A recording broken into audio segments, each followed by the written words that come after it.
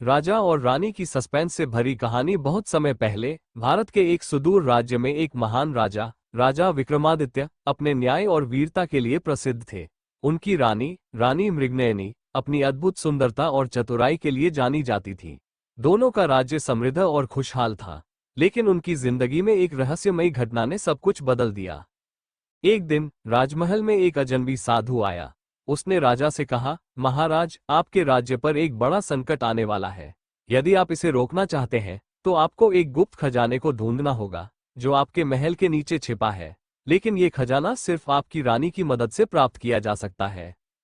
राजा विक्रमादित्य साधु की बातों से हैरान हो गए, लेकिन उन्होंने रानी मृगनयनी से चर्चा की।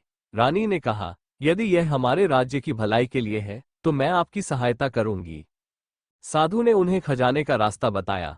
रात के अंधेरे में राजा और रानी साधु के साथ महल के गुप्त तहखाने में गए। वहां उन्हें एक बड़ा पत्थर का दरवाजा मिला, जिसे खोलने के लिए रानी को एक विशेष मंत्र पढ़ने को कहा गया। रानी ने मंत्र पढ़ा और दरवाजा खुल गया। अंदर खजाने के साथ साथ एक रहस्यमय पुस्तक भी रखी हुई थी। साधु ने पुस्तक उठाई और मुस्कुराते हुए कहा, महाराज, ये पुस्तक केवल रानी के हाथों में सुरक्षित रह सकती है, लेकिन आपको इसे सावधानी से संभालना होगा। जैसे ही राजा ने साधु को धन्यवाद देने के लिए उसकी ओर देखा, साधु अचानक गायब हो गया। राजा और रानी को समझ में आया कि यह कोई साधारण व्यक्ति नहीं था, वह कोई रहस्यमयी शक्ति थी जिसने उन्हें इस पुस्तक तक पहुंचाया। रानी ने उस पुस्तक को खोला और उसमें कुछ अजीब से शब्द लिखे थे। रानी ने जब उन्हें पढ़ा तो एक गहरी गूंज के साथ पूरा महल हिलने लगा। पुस्तक ने अचानक एक चेतावनी दी, जो इस पुस्तक का गलत उपयोग करेगा वो नष्ट हो जाएगा। ये शक्ति केवल सत्य और न्याय के लिए है।